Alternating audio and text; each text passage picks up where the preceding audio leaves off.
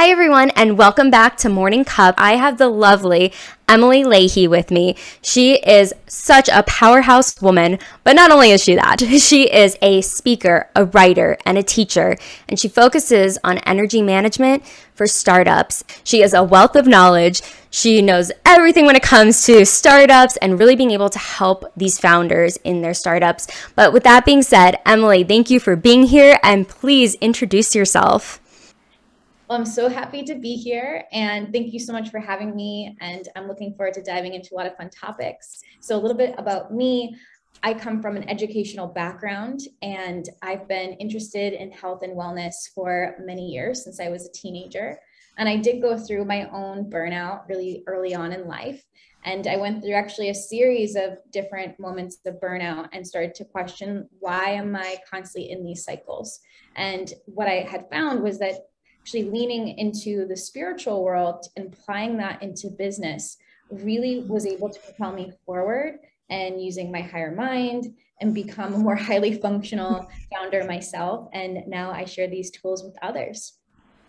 I love that. And I do think it's really about the energy that comes forth. And I know we've talked about burnout on Clubhouse. That's originally how we met. But I would love for you to speak a little bit more about the burnout that you experienced, because I know burnout looks different for everybody, but I know it ties into energy management as well. But could you speak to your experience?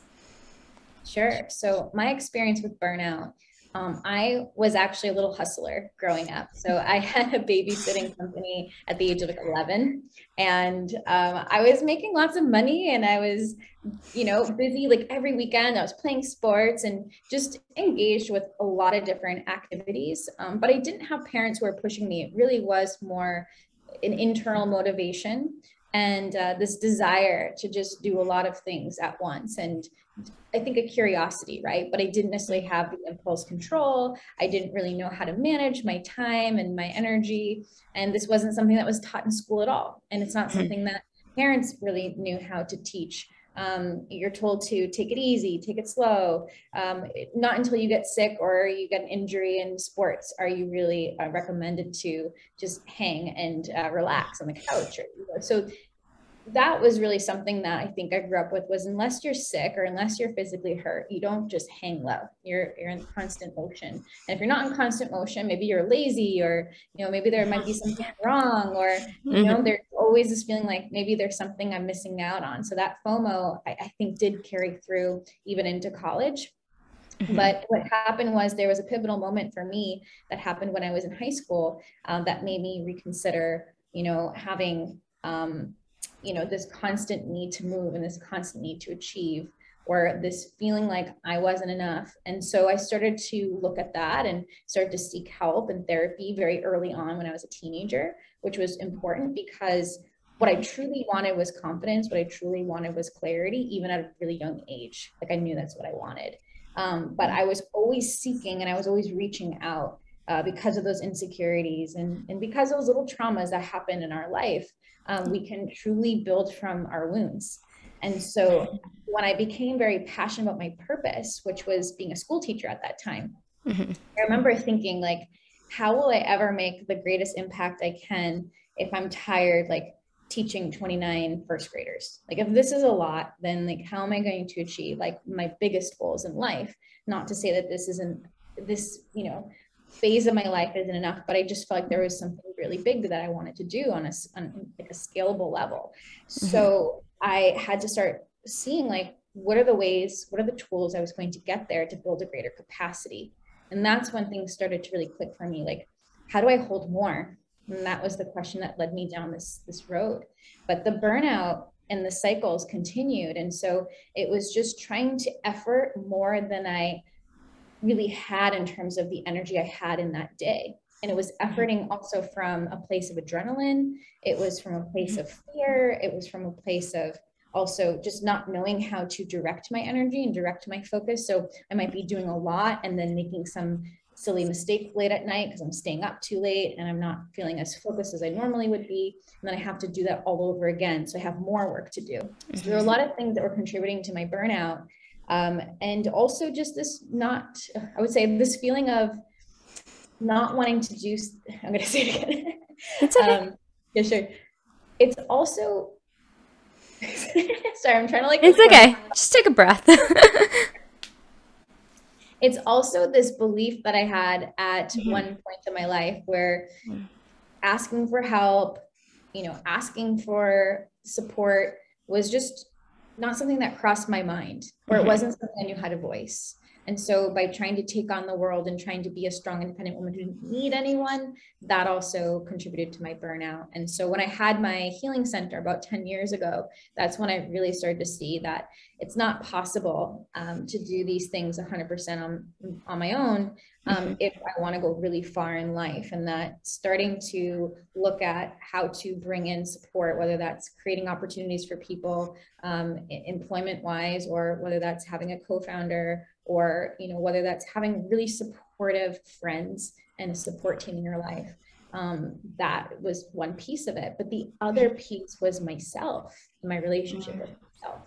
And so no matter who I had in my corner, if I didn't have my own back, then I was going to perpetually be in this hamster wheel, no matter what the situation or outside conditions were. Absolutely. I mean, you said so much there, and I just want to kind of dissect a little bit. But I think too, you talked about your passion, you can be passionate and feeling your purpose, even when you're teaching. But if you are not taking care of yourself, none of that matters. And moving into what you were talking about when it comes to not doing it alone or having that support network is everything. Because we do think, okay, I got this, I can do it on my own. I don't want to ask for help because I am an independent woman. I can do this. But I think it's so important to really focus in on the fact that when we ask for help, we can move so much further. It's not a weakness. It's a sign of strength. And that's what I keep hearing from you, what you were saying too. It's you had to kind of come to terms with yourself and get out of your own way to really be able to ask for that help and have that confidence within yourself that you are still that independent woman, but you're able to ask for help at the same time, because that's what's going to help us grow and evolve to that next phase of life. And if you want to change the world, which you are, you're able to do that with a team, with having people that are supportive, whether it's professionally or personally, because our network can change everything around us, our environment, the people that we surround ourselves with. And that's exactly what it sounds like too, that you have such a supportive network around you now. And you did before, but being able to ask for that help and asking and letting people in that you can trust, but also that are going to help you and hold you up when you're feeling down. Especially being a founder of a company is a lot of work. But that journey too, even like with your healing center and everything that you have accomplished thus far and will continue to do, the more people we have that are supportive, or that handful of people, is really going to allow us to shine our lights and theirs as well. It's having that support. So I think that's so imperative. So I'm really glad you brought that up, because I do think burnout can lead when we don't have that support team, people, family, friends, network, whatever it may be, but really being able to have that, so we have that foundational piece to grow. Because like a house, for instance, you can't have the roof without the ground. You just can't. But with that being said, after you've moved out of the healing center that you were creating and everything that you've done thus far, I know now you really work in the tech arena. What was that shift for you from everything you were doing before in the last few years? Because I mean, there's been a lot of shifts in even the last few months for you. Can you talk more to that? Sure. So there are a lot of changes. And when it comes to going from education to building wellness companies to now being more involved in building in tech and building also consulting in tech startups, it's really fascinating how I got to where I've gotten. And I think what it really came down to is understanding my resources that I have inside of myself and the things that light me up and the types of people that I just play well with and that I work well with, and using my gifts and my skills directed at a certain group where it can go the furthest.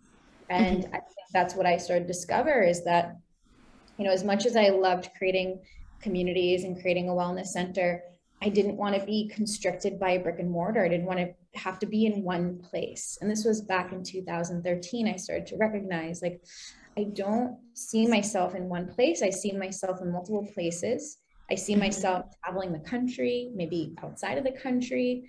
And I remember sharing this dream with people. Like, I think I'm supposed to be a little bit more like a traveling act. We were like, this was before COVID, when like people weren't as nomadic, and that was a little bit more odd.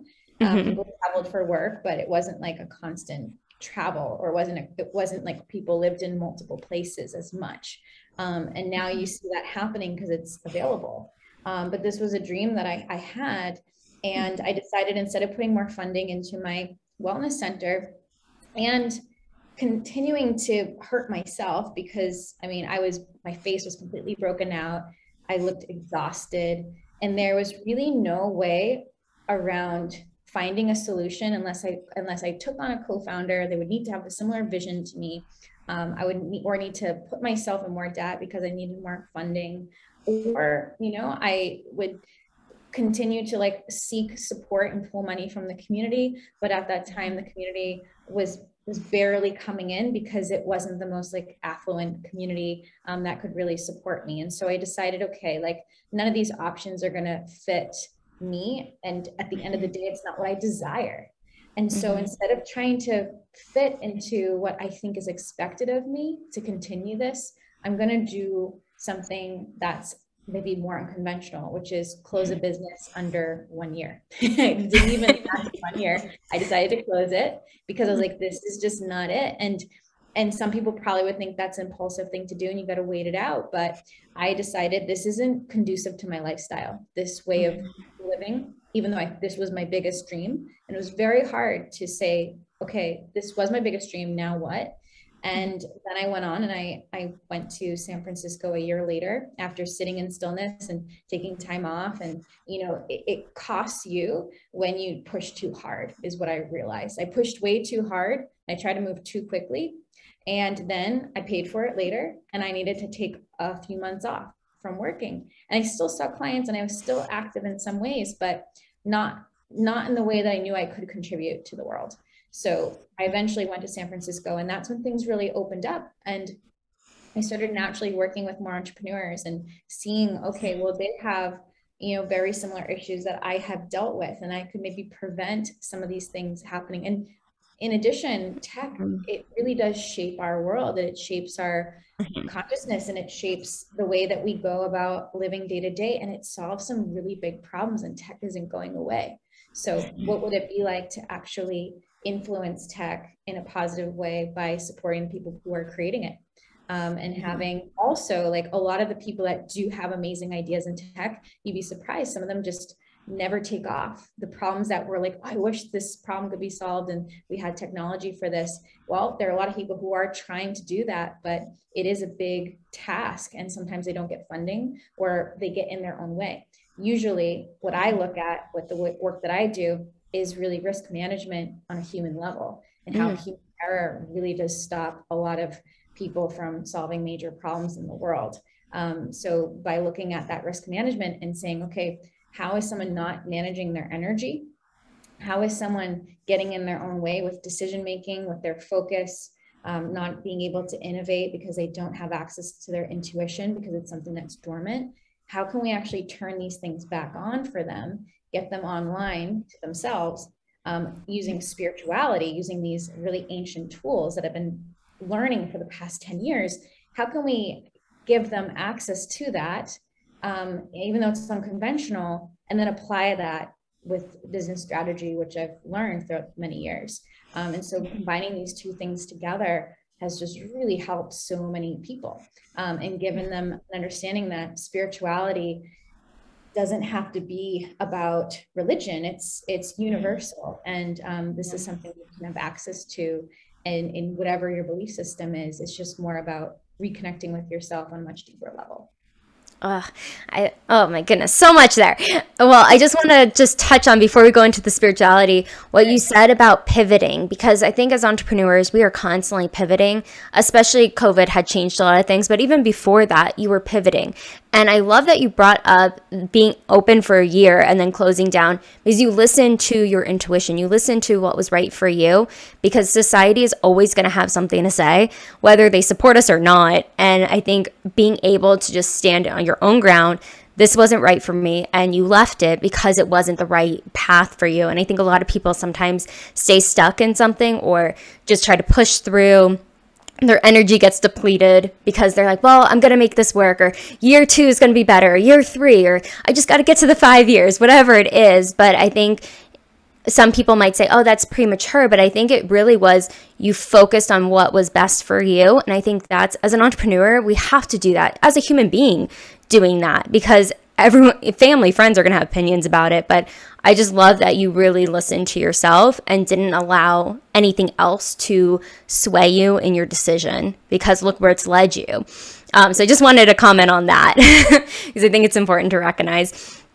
But moving into the spirituality aspect too, I would love for you to touch a little bit more on the tools. Like, what does that look like for a founder working in tech? There's a lot of aspects, but really the spiritual tools that you use are something that you could relay to the audience as well, of what really helps people when it comes to spirituality. Yes, definitely. And first, I want to comment on your comment about my comment, which is knowing when you've had enough, I think, is really key. And sometimes when it comes to pushing our limits, it's important to go outside the comfort zone, but it's also important to know when you're neglecting yourself and you're betraying yourself. And I think having that discernment of like, when are you outside your comfort zone and when are you just neglecting your own needs to try to achieve some goal that when you get there, you actually can't even sustain. It's silly, you know, because it's like, well, then what do you get? Do you get an award? Do you get a sticker? No, like normally you might get money, but even then that's not going to always be enough if you can't sustain the structure you've built. And so it will still fail, even if you have like in this moment, like a feeling of achievement. It's not going to give you enough. It's not going to give you back that energy that you've expended. So I think that's so key. And when it comes to spirituality, it really is about that. Like, how can you bring in the energy that you need without it having to necessarily be from your own reserves? And I know that's kind of interesting and different, but if we're thinking about the nervous system and someone who is pushing from adrenaline all the time, and they're pushing from energy that they just don't have, they're already tired, and you're putting yourself in a state of pure survival. And this is a very human thing to do when you're running a business. Like, I have to literally put myself in the most challenging, chaotic situation so that I have enough pressure so that I can achieve something. You know, when people say I perform well under pressure, well, we all perform to a degree when we have, you know, kind of something like a fire under our butt. But absolutely, I wouldn't say that we perform well under incredible amounts of stress. I would say that we make more mistakes than we do anything else. And sometimes we get lucky and those mistakes turn into something else. But mostly we perform really well when we're in flow state.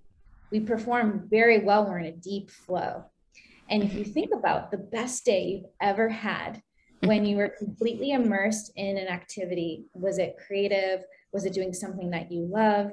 And maybe for some people are very visual, like you can see it before it's even made. It can be a picture in your mind, and then, you know, you're creating your website. It's like, boom, there it is. Or you know, maybe it's a photo shoot and you're like, I can almost imagine it before it's happening, or whatever it is. Like, see something before it's created, and then just like knowing exactly what you need to do, and something else is almost taking over. Well, when we override in that way, we think that it's just situational, but we can actually induce those moments more and more when we utilize spiritual techniques. And so we have different aspects on the spectrum in terms of our state of being. So when we have no flow, we are in a place of survival, as I said before. So this is when we have no foundation. We would have no time blocking, no structure, no routine. We have no real discipline. And you would think, well, how does that deal with flow? Well, you actually need structure to flow. You need a container. You know, for a baby to be born, it needs the constriction of a womb. And what most people use are hacks. So that's usually the next levels. Maybe, you know, you have some structures and some routines, and that's great. And it keeps you functioning and you're strategizing through life, but it's not giving you the freedom that you would have actually during flow, because what happens is that vehicle of hacks breaks down at some point, right? You're driving on like a flat tire, really, and then eventually it will blow. And so when you're driving on this flat tire and you're using hacks, or you're just trying to cope, it doesn't give you the complete expansion and innovation that you would get in a deep flow state. And so a lot of technical people or more intellectual people, they reject spirituality and they say, nope, not for me. Like, I'm going to go this way. This makes sense for my mind. And then they usually come to me when they're like, okay, I need help. I didn't think I would be looking to spirituality, but I tried this meditation and I realized it made me calmer. Or I went to this like weekend getaway and I realized like maybe I should like open up to maybe there's something more. And that's when we go into this trifecta of transformation, which is very deep meditation tools, which is like grandma's cookie recipe, where it's like, this is how you go into these deep states meditation, rather than, you know, trying to just like get on any kind of YouTube meditation and cross your fingers and hope for the best. Like, this is a way to actually guide you through a guided visualization or a passive meditation. There's different tools that can be utilized. And this is all handed down through ancient tradition, word of mouth. So it's not written down, but you learn it through oral tradition.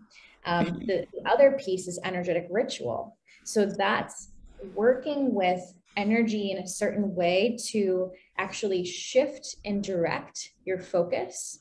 It also creates more of this feeling of centeredness. So with the mix of meditation and this energetic ritual, it really creates a padding of how you're going to put yourself forward and where you're going to direct your will. So willpower is really a big part of energy ritual, because willpower, you just can't access through your mind. You can't be like, I'm going to find the discipline today. Like, even if you have all the structures in place, like, it's something that comes from something deep internally. And it does come from the approach to how you're working with energy. But if you don't know how to work with energy, how can you change that? So it is something very subtle, but it is something that you learn more, again, in this oral tradition.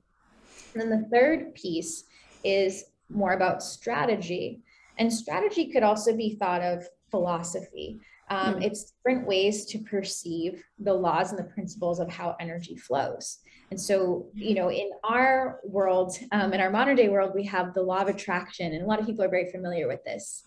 But law of attraction is actually a modernized Hermetic law. So Hermetic law, Hermetic teaching, this really gives us insight to how things move and how we work. For example, the law of rhythm really helps understand like burnout, and why we go through these waves and cycles is because when energy moves strongly in one direction, it must go back in the opposite direction. So just like how I shared in my story, like I was going all out in my business for how many months straight? Well, guess how many months straight I was like laying on the couch and meditating and having to take it easy. So if you try to push with the energy that you don't have, you're going straight to the couch, or you're laying in bed, or some people get physically sick. Honestly, I mean, burnout is a lot more like the symptoms. And I know that you shared with me before, like you had lost your hair when you were burnt out. And like, there's different things that can happen to people. That's not just, I'm tired, I'm exhausted. They physically can get ill. So it's really interesting to see how we can work with energy. And that's just one principle. But there's so much more. And then there's even deeper teachings that give insight to how you can really maneuver day to day. And how these spiritual tools really do apply to business. And so many people who've left a legacy, which I think is really interesting, they've created really big impact, have actually gone through this ancient mystery school, which is where these teachings come from. So it's not like something I've invented. They do learn and apply these techniques.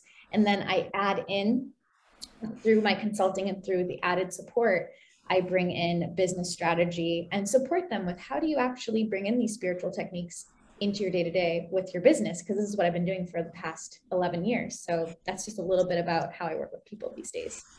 I think that's really just eye-opening too, of understanding that yes, it's a formula that's already been created, but putting your own spin on it. And that's like everything, right? Like we don't invent things. We just take what's already like there that works, but add our own flavor to it, add our expertise and our uniqueness to it. And I think being able to understand too with burnout and energy management, it's not something that you always see. Like it becomes physical. It becomes just like what you're talking about, months working so hard and then months recovering. It's not just the mental aspect, the physical, the emotional, the spirituality that does get impacted by us working so hard instead of being in that flow. And I know that's something that you really focus in on, that free flow of being able to understand where your energy is going, and not every day looks exactly the same. Like what you were talking about earlier too with routine, we're just kind of surviving almost instead of thriving, because we get into that routine of this is what I need, versus being able to understand too the depth of it, or knowing, being open to spirituality as well. Because I know what you were saying earlier with your some of the founders you work with, first they're like a little skeptical or whatever it may be, but being able to understand how maybe doing one meditation kind of shifts their perspective, being able to use the tools that are provided, and then being able to work through that with them. Because I think sometimes people are like, okay, here's the strategy, but there's no like actual step by step, and being able to get to that end result and seeing those results too by working with you as well, like being able to identify intuitively what's going on for them and being able to be guided through that, I think makes that so powerful in being able to understand, okay, this is the depth of it, and not creating those cycles of burnout, not being able, and I know we've talked about this, I feel like cycles of burnout come, but it's easier to catch them faster. And I'm sure, have you seen that with some of the founders that you have worked with already? Have you seen them catch themselves in a cycle? I'm curious of burnout. I love everything that you're sharing. And, interestingly enough, some of the founders come to me and they're not burnt out necessarily because they're working too hard. They're edging burnout because they're doing something that's very new, and they're doing something that requires a bigger capacity. But if you don't learn how to build that capacity on the subtle layer, and learn how to essentially, like if you think of it like an iPhone, and you're using one application and you're like, why is my battery, going down so much? Why is it draining so fast? And then you swipe up and then you see, oh my gosh, I have all these different apps open in the background, but I didn't know because I was only focused on this one app that I had open. Well, life is very similar. You don't really know what's draining you to go to the next level, and you need to let go. But I'm able to help them understand and see these blind spots of what they haven't let go of yet. And this is so important because you really can't go to the next level. It's very impossible to scale your company if you haven't let go of some key things that you've identified with that are good. So for example, one of my clients recently, and I've been also supporting consultants in the startup ecosystem, which has been great too, because they're helping so many founders, and they're a founder themselves with their own company, their own agency, which has been really fun. And one of my clients recently, he always saw himself as a rebel. And he's like, I like that I'm a rebel. But when we went deeper into it, we started to understand that he was really stuck on the discipline piece, and that there was something that was incongruent with where his goal stood, and then where he currently had, this blind spot that he couldn't see that was actually getting in the way. And other things too. He wanted to be efficient. And so part of him wanting to be efficient, he thought, I don't really want to do things that are challenging. I'm wasting time if it's taking me too long to figure out. And that was a way that he was able to justify not going outside of his comfort zone. So there are things that maybe feel good, or maybe we identify and we feel like a rock star when we are like, yeah, I'm efficient, I'm this, and actually that identification really does stop you, and it can be so easily twisted. Good things about us can be twisted as a way to say, well, this is just who I am.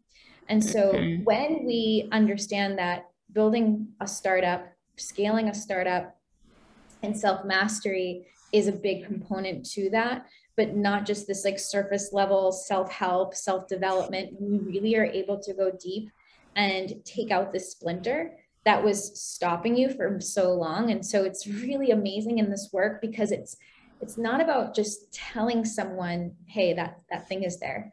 It's about diving into, in a non-therapeutic way. It's not talk therapy. It's more about, let's expose this, but then let's shift it. Because the biggest issue they usually say is, okay, I do know that problem is there. Once they, stop justifying it. Okay, I know that problem is there.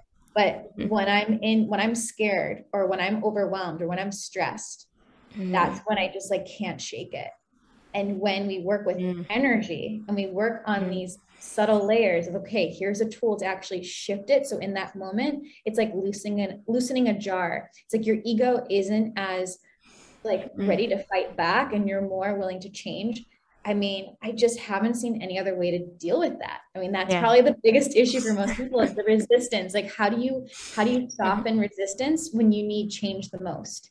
And working on these subtle layers, it's so fascinating. And then the changes happen so quickly, massive changes in terms of letting something go that they weren't willing to because there was fear and there was holding on, or willing to accept some really big blessings in their life and bigger achievements, because they actually now have the ability to hold that, because they're not distracted, or they can see the opportunity that was right in front of them, or they're saying, yes, I feel like I can take that on now.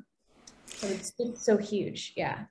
That is huge. And I think too, it's really like the subtle aspect of it when it's not this huge thing. And I love that you said the ego aspect, because when ego gets in the way, it's so much harder to make those shifts and changes. But if we're open to it and don't resist, life can be so much better. Like it doesn't have to be so hard. And that's what I'm hearing too, like being able to really work in the depth of it versus, okay, this is the problem. Okay, here is a solution, a quick solution. It's more of like, here's the problem, take the splinter out. We're going to make sure it doesn't like the wound closes together properly. So you can, when this occurs again, you can handle it better, stronger, and more focused versus feeling depleted. There's more energy. And I love that you're using those examples, like with the jar too, because I think it just makes it so simplistic of being able to understand. I know there was, and I kind of want to talk about this real quick, a tweet that went viral for you. Could you say what that tweet was? Because I think it goes back to like what we were talking about, burnout and understanding just energy management as well. Yeah. And one thing I have to add, I want to point to what you just shared, that you're moving forward and you're progressing forward, is the fact that something will come up, a similar challenge or trigger, and the emotion isn't overriding your choices. And you feel like, okay, I know what I've done before, but this is something else I can choose. And you're more apt to want to choose the new option, because you're like, I know that other old option is like, I've done that before. And sometimes it's almost automatic to choose the new thing, and you don't realize it until you look back and you're like, whoa, I would have chosen to overeat in that moment. I would have chosen to, talk to my friend that's toxic and get into drama, or I would have chosen to, drink or smoke or something just to like override that experience that I just didn't want to be present for. So that's just so huge when people realize that in the aftermath, oh, I would have chosen this other thing, and it's almost just so innate in me. And that's when we say, change and transformation really does exist in humans. Even if we think it's not possible, it really is. And it's chipping away at it. And when it comes to the tweet, I'll get to that, which is kind of like a interesting, happy accident. I was in a cafe in Lisbon, and I remember thinking, I got to tweet something today because I've been more active on Twitter and I need to tweet something. I feel like I'm supposed to talk about burnout. And I was like, oh, let me just like review my website. I feel like I'm supposed to just like take something I've already said and kind of like repurpose it. And so I just wordsmithed it. And it was essentially, the sneaky thing about burnout is that you borrow from tomorrow to push through today. And in a matter of just seconds, it started to blow up. And then in a matter of hours, every hour it was going up thousands and thousands till it hit like, I think eventually like 162,000, and 38,000 people retweeted it. And now it's been like flowing still like into every platform. People are like messaging me like, hey, I know this girl. It's fun, because I mean, I know that anything could have gone viral, but the fact that something that was so close to my heart, where it's like, I didn't even think it was going to reach that far, because most people don't want to talk about burnout. now maybe more so, but I think in terms of like energetics and energy management, people just would never really catch on. So the fact that it reached that far, I was like, wow, people are like starting to get it now. This is really fascinating.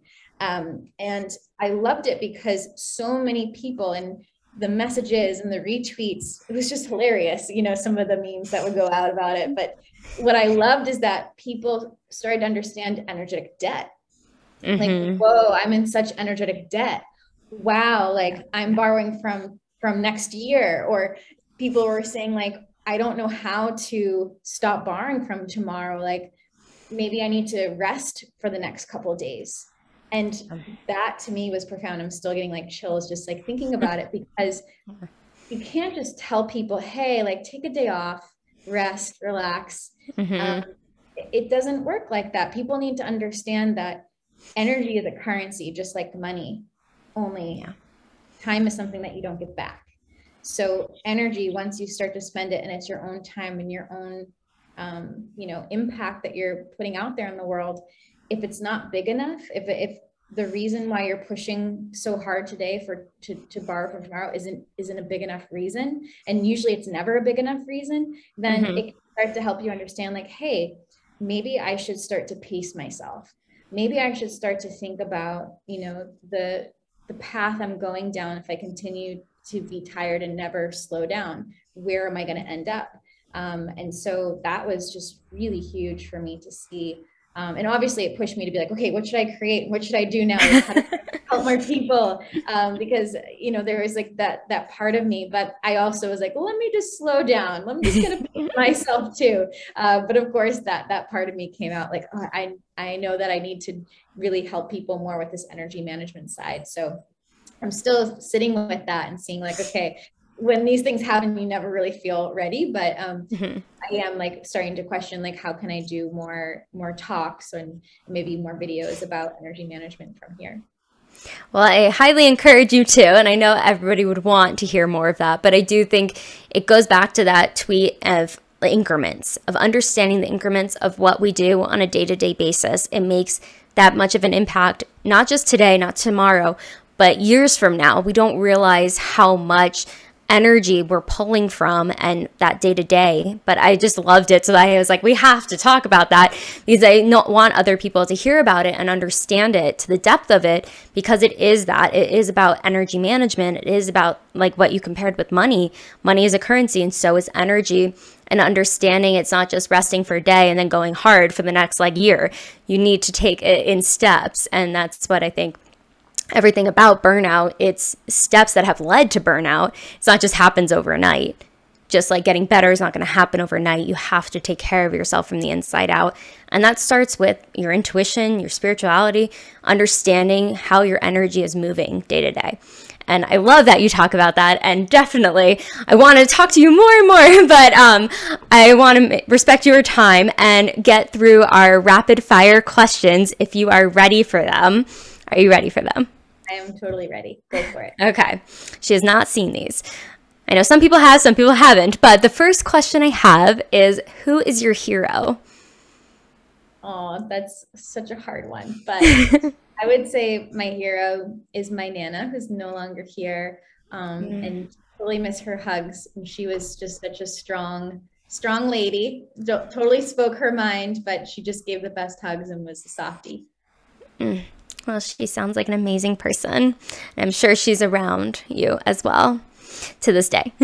What motivates you to work hard, work smarter? I know working harder and smarter is a thing, but what motivates you to continue to work? Yeah, that's a good question too. I would say what motivates me is obviously my desire to help people who just don't have awareness about certain things and making things more accessible. You know, when it comes to things like energy management specifically, it just hasn't been phrased in a certain way that clicks for people. And so if there's a way that I can communicate and get a message across that someone wasn't able to comprehend before, and it can change their life, I just feel like that's really what motivates me, is finding new languages to state something that could really shift someone's perspective. And at the end of the day, have that ripple out so they can pass that new communication on to someone else. And I think we all have different ways of communicating. You're absolutely right. It's understanding it from different perspectives. We all learn differently too, but I love that you're constantly evolving in that and being able to reach the masses. And that's what it's about, really changing the world as one person, but how that impact has the ripple effect. My next question is, if you're a superhero, what would be your power or powers? Definitely, I would have the whole world on one time zone. That's a good one. I don't like time change. And I was like, I just think everybody should go to sleep at the same time. We should all wake up at the same time. That'd be great. I concur with that. You know, since I've moved, I'm like, oh, wait, what time zone are you? It's been a nightmare, but I like that. I'm adding that to my list. If you could share a meal with any four individuals, living or dead, who would they be? All right. I would definitely share a meal with Cleopatra. Ooh. I'd share a meal with probably one of the Spice Girls. Particular one or all of them? Maybe, I mean, I think there's 5 of them, so they could sit at my table. I'm trying to think of who else. I mean, there's so many people, interesting people that I would love to chat with.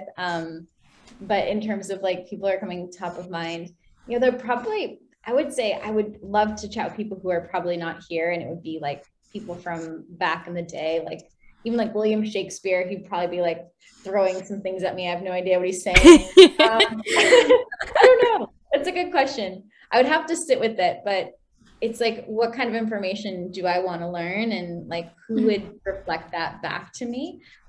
Those are the people. Be like the qualities would definitely be around like learning and like what I love about traveling to different countries is you can learn so much through their culture, but like how much could we learn through being in a different era, a time era. So yeah, I'll have to come back and think of a couple more people because I'm sure it'll be very different than the people I rattle off now.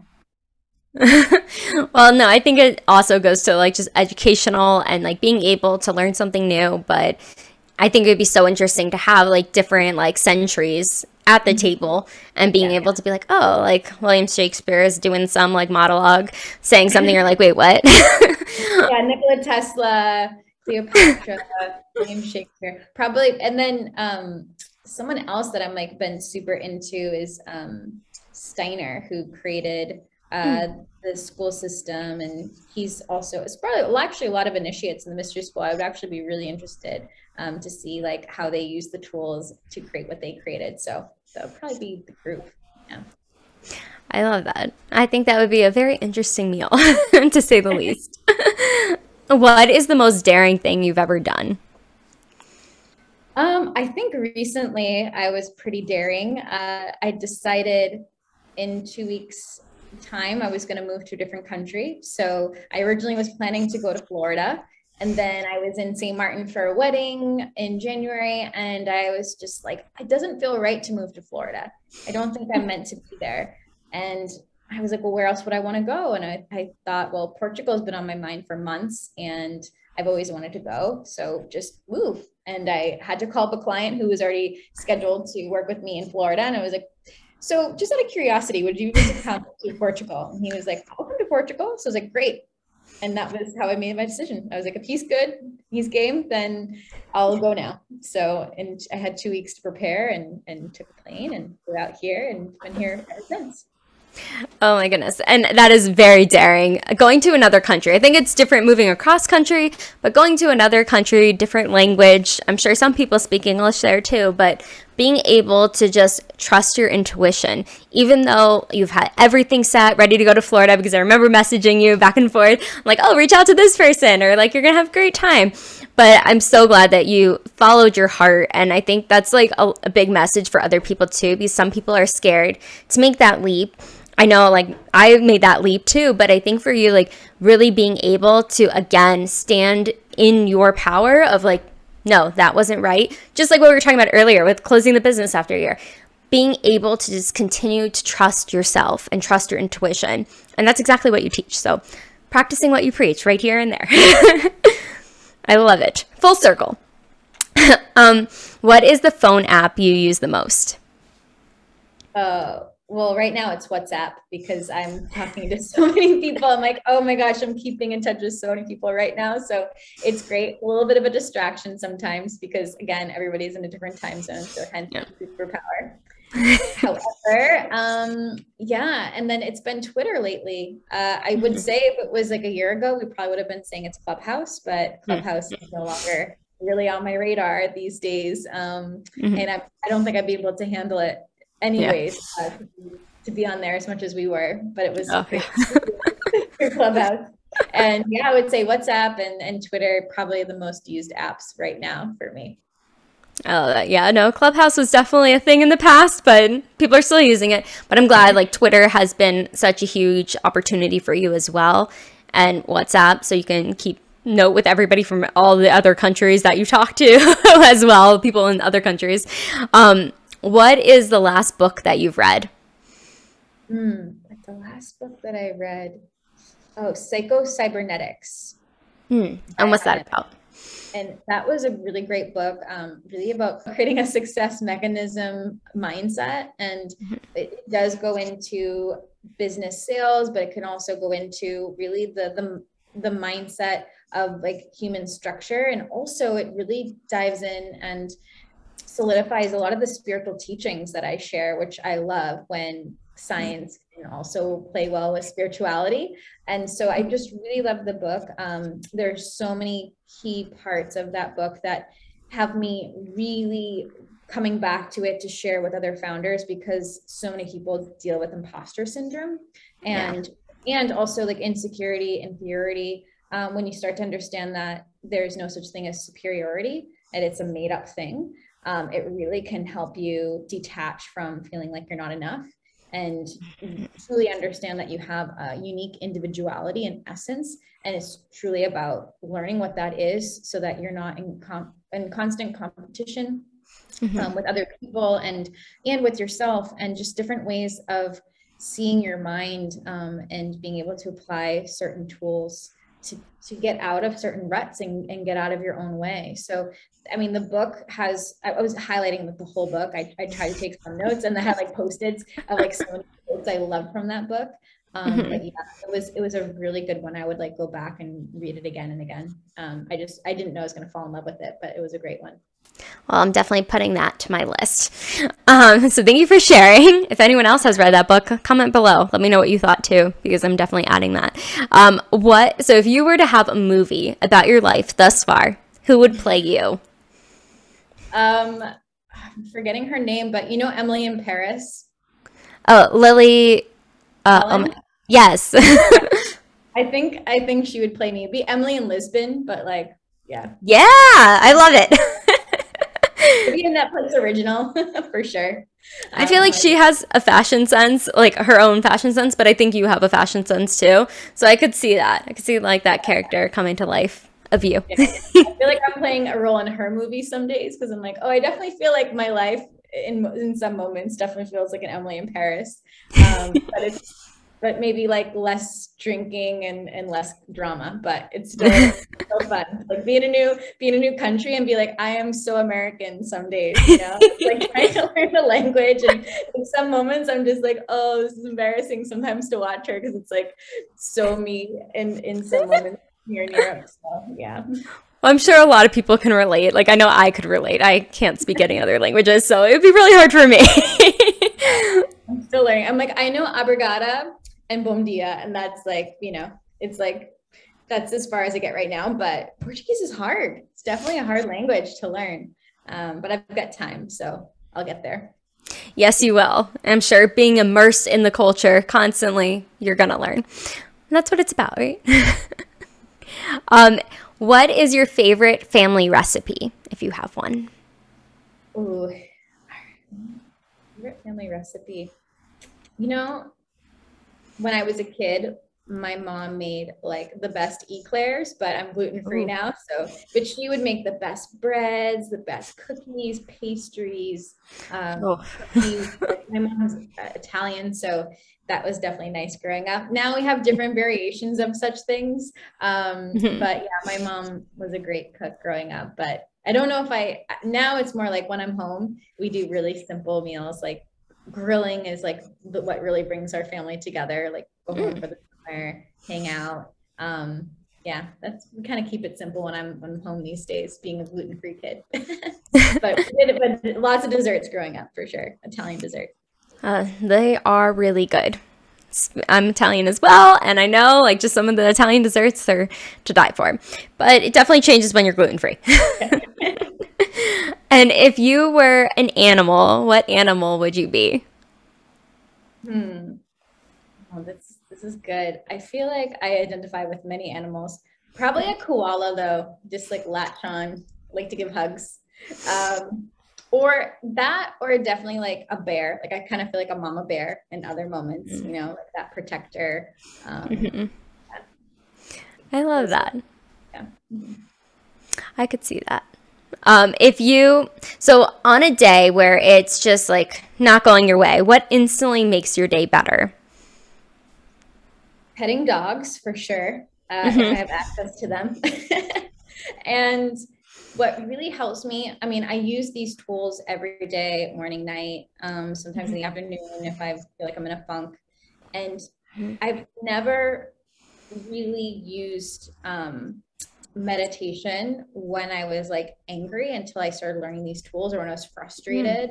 And I never thought it was possible to get outside of that emotion. I thought, okay, you're just going to be in a bad mood for most of the day. And then you call a bunch of your friends and you complain.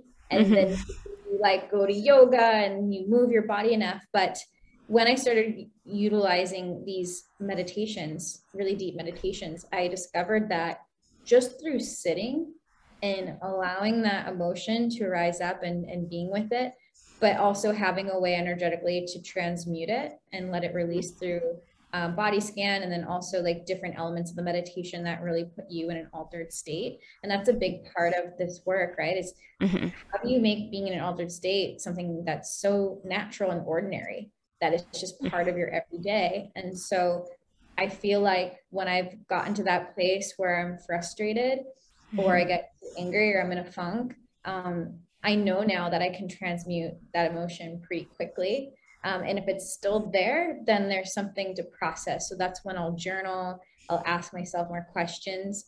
And it's not about fixing it. And I know some people will be like, you just have to sit with it and feel it. But sometimes there's just emotions that just like create havoc in our day that really can just be released. And then there's something underneath it that if we can understand and have more curiosity around, I think it can go from being upset for a few hours, you know, that would have happened maybe 3-4 hours of your day, to 20 minutes or even less than that, you know, maybe like it was just a 5-minute thing that got stretched out to much longer. So that's what I do now. And if I'm still in a funky mood after that, I just like treat myself like a little kid, and I give myself recess, and I give myself my favorite food, and you know, just like have that kind of downtime that I probably need to reboot. I love that. And I think too, it's just the power of meditation and the power of food sometimes too, of being able to have that like little treat. I love that you said recess, of like just having that break from everything to recharge, regroup, and feel refreshed as well.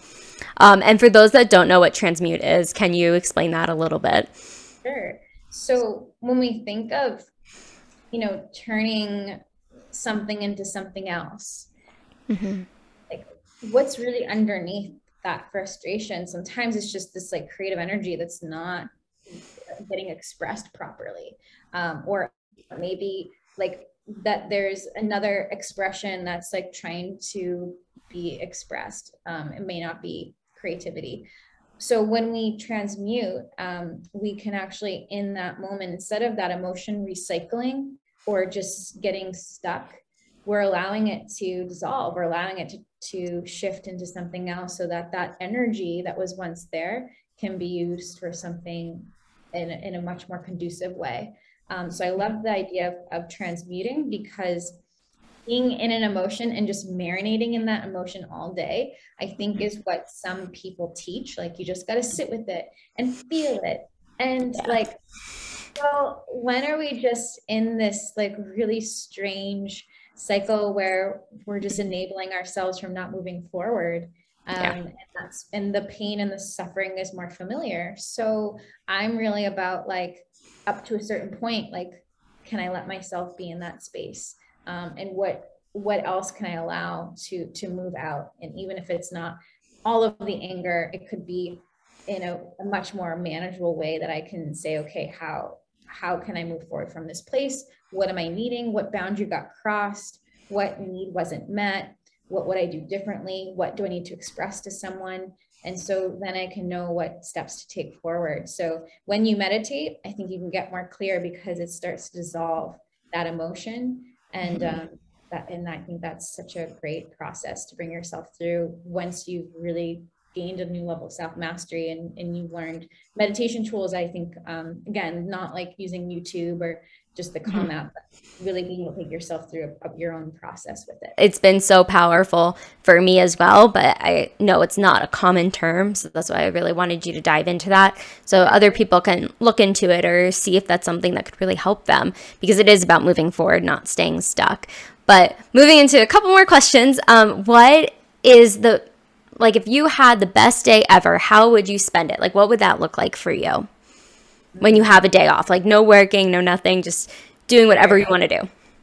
So I definitely would wake up, I would meditate, and I would then go to the gym, and then I would sit in the sauna for like an hour, as long as I could without shriveling up.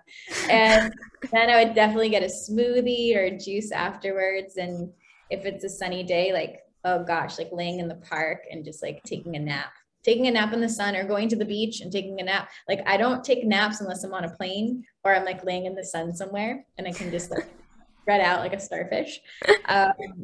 And then for the rest of the day, it would probably be spending time with the people I really care about and enjoying meals and adventure, doing a day trip, seeing someplace new, and if it's local, and definitely, yeah, enjoying just like, I love hanging out under the stars. Like, that was my favorite thing when I went to Costa Rica. Like, the stars were so bright there and I almost could fall asleep like right on the beach. So definitely it's like probably being outside, being in nature, adventure. But for the first half of the day, it's definitely like relaxation, taking it slow, because I'm not really a morning person. So I like to, like, as you can tell, be alone for the first like 5 hours, and then like, okay, and then I want the people in my world like after that. So I love it. It's like charging up for the rest of the day. That is perfect. Definitely a massage. I would go to the spa too, so maybe more like 7 hours by myself, and then the rest everyone could get you after that. Perfect. That sounds like a beautiful day. Very relaxing, very charging as well. So what is something that an outsider from your industry wouldn't know about your industry? An outsider. That spirituality is very practical. And I think people who are more on the intellectual side and can get more heady and dense at times forget that spirituality has a science to it, and there's form and there's tradition, and that it's not just kind of like, well, we're going to just throw things out there and everything's just going to be what it is. If anything, a spiritual practice really does allow someone to create more discipline where there's been resistance for that structure, and that it brings in a new perspective to honestly become more intelligent, because the other kind of intelligence that we favor here in our world is usually, book smart. How much can you retain? How much can you learn through podcasts, YouTube? How much can you read and regurgitate information? But we don't understand that true wisdom is through experience. And you can't dive into experience if you're shut down in that moment. The only way to open up and experience things, not just from an intellectual space, but also a feeling space, to create that wisdom, is through being open. So spirituality and different techniques and tools can allow you, therefore, to go into a higher mind where you can access more innovation, you can access clarity. So I don't think that confusion is something that is real. I think it's an illusion. I think that confusion exists only because we haven't told ourselves the truth about something yet. So whether that is an issue that's going on in the business, a dynamic in a relationship, we just haven't told ourselves the truth about what it is that we really want, or what is happening in that moment that needs to change. And so we hold on to our emotional attachment. So when we use these formulas to allow these things to be lifted and shift, that's where clarity comes in, and you can be more honest with yourself. And so that is really hard. And that's why I think a lot of people steer away from spirituality and focus on the density of intellectualism. But if you truly want to make radical changes in the world, then it does require you to have a different perspective, to access the higher mind, to start being honest with yourself, and it can really open up those doors. So that's how I see spirituality. I love this, Emily. And I hope this opened up other people's eyes to how spirituality can really change your life. And it doesn't have to be something so far-fetched. It's very simplistic, and really being able to understand it. And you put it beautifully, Emily. And thank you so much for your time today. But before I let you go, please let everyone know where they can find you on every and all platforms. It'll be linked below, but please let everyone know. Sure. Thanks so much for having me. This has been a really fun conversation. And where I'm most active right now, you can find me on Instagram, and I'll be on Instagram as I am Emily Leahy. I'm also going to be posting more to my program handle, which is Founder in Flow. So that's my company where I'm doing consulting work and spiritual advanced training for founders. And I'm also under the same handles on Twitter. So Instagram and Twitter are probably where I'm most active right now. And eventually we'll be sharing more on different channels soon. Awesome. Well, thank you again, Emily, for taking the time today to come on. And I know so many people have learned so much from you. I know I've learned so much from you as well. But thank you for your time. And again, I'm so glad we had this opportunity to sit down and chat and learn more about what you do so everyone else can know, and just give a little insight on energy management and burnout and what you do for founders. Thank you, Emily, and we'll see you on the next video, everyone.